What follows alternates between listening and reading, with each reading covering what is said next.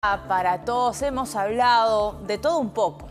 Hemos tenido un poco del Banco de Desarrollo de América Latina y el Caribe, el CAF, hemos hablado del mercado de cacao y hay otro sector que a mí me parece muy interesante y creo que con el paso de los años está teniendo el protagonismo que siempre mereció, ¿verdad? El torneo de Dota 2 en el Perú se va a realizar aquí en nuestro país, claramente, y va a repartir $1 millón en premios. Vamos a conversar con Gonzalo Velasco, CEO de ESB. Gonzalo, bienvenido. Encantado, muchas gracias por la invitación. A ver, estamos hablando un poquito en el corte comercial y me mencionabas que es la segunda oportunidad que se hace un torneo internacional de Dota en tierras peruanas. Así es. El Perú es una cuna de jugadores de Dota 2. De doteros. De doteros, así es. ¿Y hace cuánto tiempo?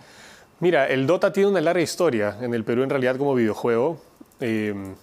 Desde sus primeras versiones tendrá unos 15 años, si no son más, existiendo. Ha tenido varias versiones y bueno, el juego Dota 2, que es la última versión, digamos, es el que se ha hecho muy popular y que se juega en todo el país. El Perú es una potencia mundial en Dota 2.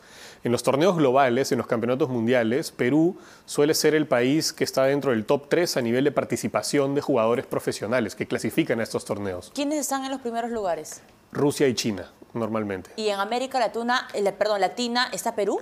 O sea, a nivel global, no solo América Latina. ¿En cuántas categorías deportivas o empresariales podemos decir que Perú es un top 3 del mundo, por ejemplo, ¿no?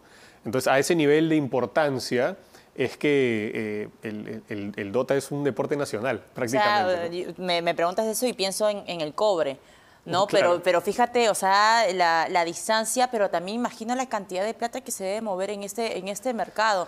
Me dices que hace más o menos 15 años nos hemos posicionado dentro del ranking. Bueno, en realidad hace 15 años es que comienza a entrar el Dota en el país. Pero es realmente, diría, en los últimos 6 años aproximadamente que los peruanos ya comienzan a destacar globalmente, viajando a los diferentes torneos internacionales que hay, a los campeonatos mundiales, ¿Y nos vende etcétera. igual en estos torneos internacionales cuando compiten con un peruano o una peruana? Cada vez más, cada vez más.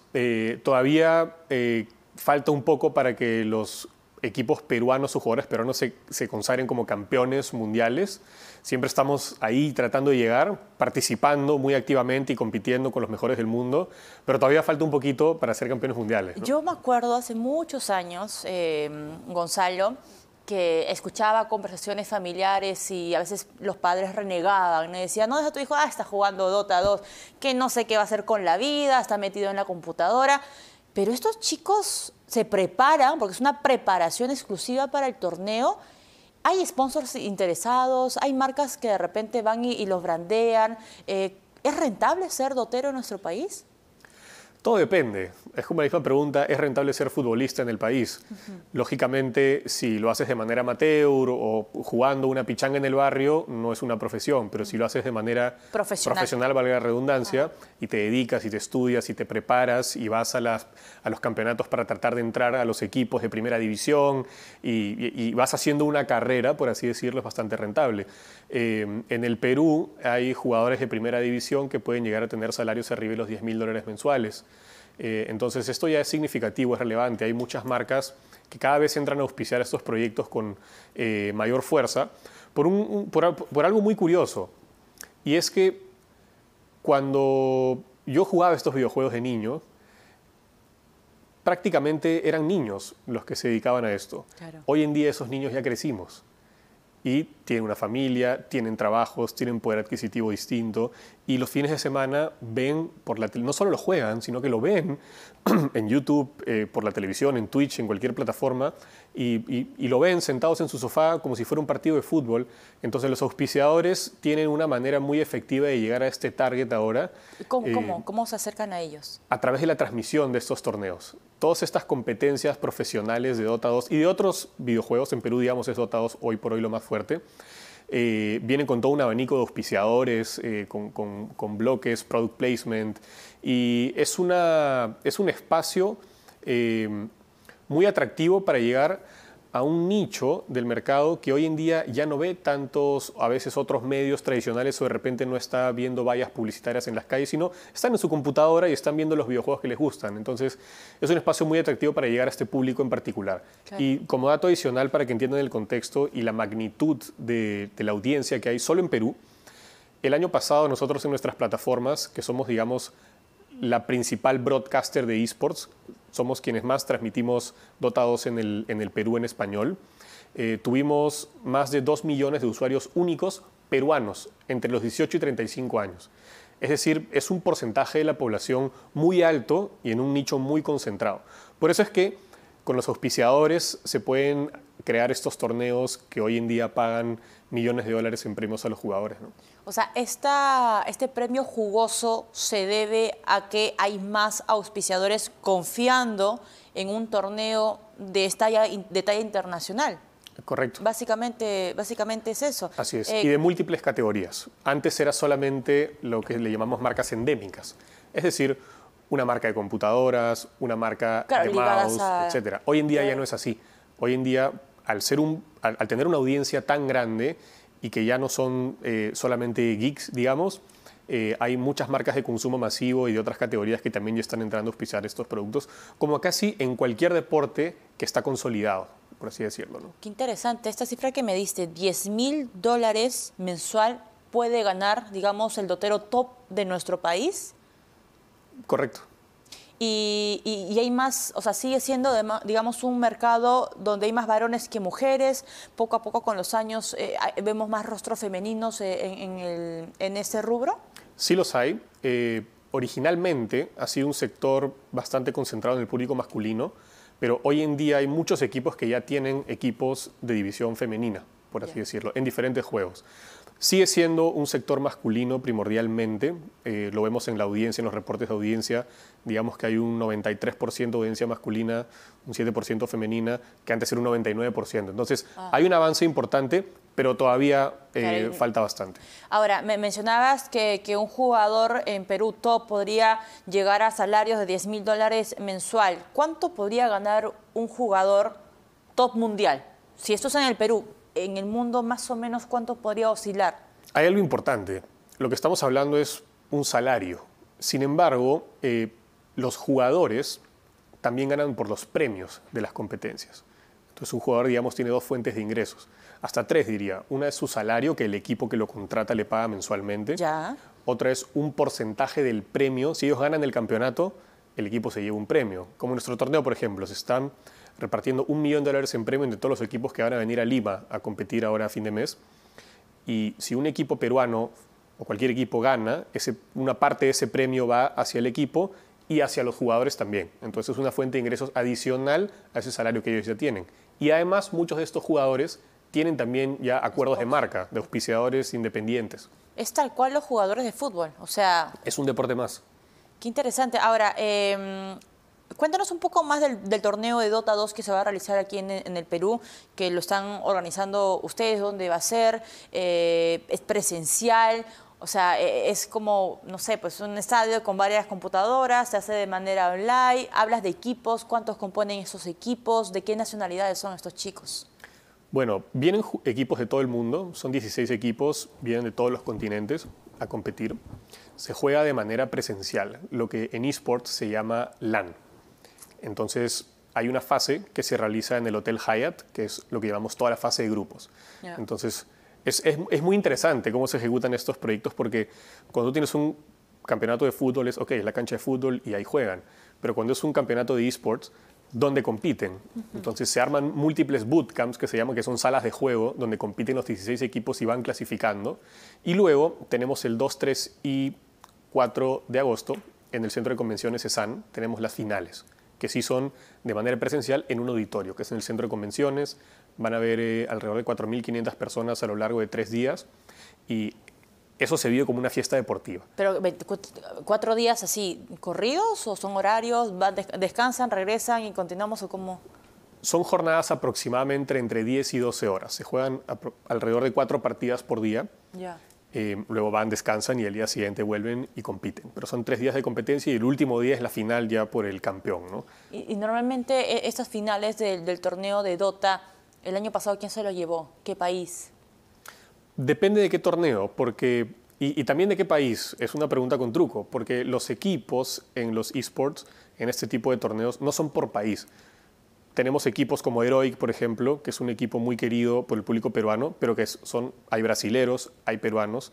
Hay algunos equipos como Viscos que sí son solo peruanos. Ah, ok. Pero hay otros equipos que tienes serbios y a la vez tienes rusos y a la vez un tienes combinado, chinos. o sea, es como... Exactamente. Ah, qué interesante. Como si fueran clubes. Ya, Son ya. prácticamente clubes. Claro, claro. Así es.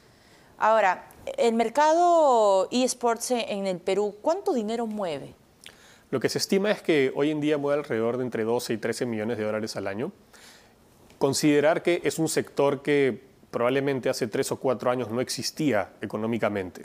Existía como pasión, existía como hobby, Claro, pero no existía de a ese manera nivel profesional. profesional, que en los últimos 4 años se ha disparado y está en 12, 13 millones de años y eso se espera que crezca mucho próximamente, ¿no? Ahora, me has hablado de que Perú está en una posición envidiable, ¿no? A nivel internacional. ¿Quién es el mejor representante, el mejor dotero en el Perú? ¿Tenemos como un Messi? No te podría decir un nombre exacto o un nickname exacto, porque no hay una manera precisa de calcularlo tampoco.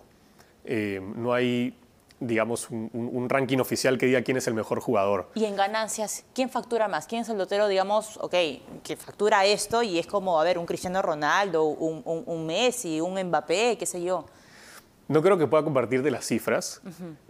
Dicho sea de paso, son cifras públicas que se pueden encontrar en internet también, muchas No, de ellas. nombres, solamente, no sé si tienes los nombres allí a la mano. No las cifras, que ya más o menos me has dicho que son 10.000 en promedio un top, pero el nombre... Lo que pasa es que estos rankings, los rankings que están públicos, abiertos al público, tú puedes encontrar cuánto han ganado los jugadores por premios, no necesariamente por salarios. Ajá. Entonces, yo te podría decir de repente que un jugador como Stinger ha ganado X cantidad de premios, pero eso no necesariamente va a contabilizar cuánto ha ganado por salarios. Ok. Entonces, por eso es a veces un poquito difícil intentar simplemente dar un nombre, ¿no? Entonces, ¿podríamos hablar de algún dotero que ha ganado la mayor cantidad de premios? ¿Eso sí es posible? Independientemente de cuánto gane, pero quien ha acumulado, digamos, la mayor cantidad de medallas, por así decirlo. ¿Sería esta persona que mencionaste? No tengo la cifra actualizada. Ya. Este jugador que te comento, de todas maneras, está dentro del top 5 de jugadores peruanos. Ahora, ¿qué mensaje le podríamos dar a los chicos, a los padres? Porque, ¿sabes? A veces hay mucha estigmación o estigmas, ¿no? Para ser más exactas, alrededor de este rubro económico que mueve 12, 13 millones de dólares al año actualmente. ¿Y qué mensaje también darle a los chicos, a los jóvenes, a los padres, a las madres que nos están viendo ahora? Es una muy buena pregunta, porque es una actividad, es un deporte, digamos, electrónico, que también tiene a veces riesgos para los jóvenes que de repente se dedican solo a ello por vicio, pero tampoco lo convierten en una profesión. Sin embargo, hay otros que lo convierten en una profesión y cambian la vida de sus familias con esto. Es verdad. Entonces, yo creo que el consejo es que los jóvenes identifiquen muy bien cómo quieren que sea su relación con estos videojuegos en su vida. ¿Quieren que sea su hobby o quieren que sea su profesión? Cualquiera de las dos son válidas. Pero si le dedican el tiempo de una profesión y no van a hacerlo como una profesión, considérenlo. Okay. Y si lo van a hacer como un hobby, háganlo como un hobby. ¿Y qué tengo que hacer si quiero que esto sea mi profesión? O sea, tú que estás metido súper en ese tema, ¿qué consejo le puedes dar a un joven que ve esto como una oportunidad, como bien mencionas, para, a ver, comprarle la cocina, comprarle la lavadora, techar la casa, pagarle viajes a sus padres? O sea, es una fuente de ingresos bien potente. ¿Qué es lo que le falta a los peruanos o qué tienen que hacer los peruanos, chicos y chicas, para que esto sea, digamos, tomado de manera profesional y seria? Lo principal que hemos visto en los últimos años es que, como es un sector nuevo y es un sector de personas muy jóvenes, a veces se requiere un más profesionalismo. Entonces, más allá de practicar y entrenar muy diligentemente, competir lo más que puedan para mejorar sus habilidades, lo otro es tratar de desarrollarse y llevarse de una manera muy profesional en su actuar, en su manera de tomar decisiones, la manera de comportarse en los equipos, porque muchos de estos chicos tienen 17, 16 años Sí, y vemos a veces comportamientos, equipos que tú dices, bueno, es un chiquillo. Pero los que realmente destacan y lo que nosotros vemos que transmitimos los torneos más grandes del mundo y viajamos por el mundo en esto, los mejores jugadores y los que mejores resultados tienen... ¿Empezaron a esa edad? Empiezan a esa edad, pero tú los ves como profesionales, ¿no? Son personas ya muy maduras. Y los peruanos también son así, pero tiene que iniciar desde lo antes posible. Mientras más jóvenes tomen las cosas en serio y lo hagan profesionalmente, es probable que les vaya mejor en su carrera como deportistas. Cierro con esta, y muy chiquita. Dices que mueve 12, 13 millones de dólares al año actualmente. Antes de la pandemia, ¿cuánto movía más o menos? No hay cifras exactas, porque es una industria tan nueva que comenzó a explotar en la pandemia y que recién desde ahí se ha comenzado prácticamente a medir su impacto económico, ¿no? Perfecto. Pero a nivel mundial, para que nos hagamos una idea, los eSports mueven alrededor de 3.000 millones de dólares al año, únicamente, ¿no? Perfecto. Y existen alrededor de 4 compañías grandes en el mundo que se dedican a este sector y nosotros somos una empresa peruana que está liderando en Latinoamérica y estamos entrando al mercado global con este proyecto que hoy es en Lima, tuvimos una fase en Europa a inicios de año y tenemos una fase en Doha, en Qatar, a finales de año y estamos llevando un producto de Perú para el mundo, ¿no? Que es algo que nos hace muy orgullosos. Y esperemos que no sea la última vez que conversemos de este mercado muy interesante. Gonzalo Velasco, CEO de ESB, estuvo con nosotros, hacemos una pausa y regresamos.